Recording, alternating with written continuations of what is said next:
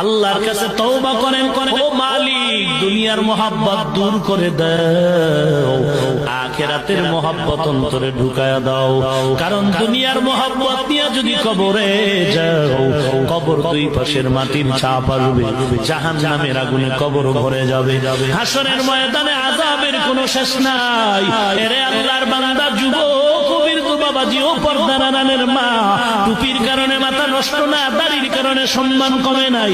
আমিও মায়ের সন্তান, কোরআনওয়ালার মা ও মা, তুমিও মা, কোরআনওয়ালার বাবাও একজন বাবা, তুমিও সন্তানের বাবা। মাদ্রাসায় কোরআন পড়ে সম্মান কমে নাই রে বাবা। দেখো আমগো মাদ্রাসায় খবর নাও, কত র্যাবের ছেলে কোরআন পড়ে, আর্মির ছেলে কোরআনের হাফেজ, ডিসির ছেলে কোরআনের হাফেজ, এসপি সাহেবের ছেলে কোরআন পড়ে। কারণটা কি? বলে দুনিয়ার সব কামাই করলাম, কবরে যাওয়ার পরে কোনো কামাই করতে পারলাম না।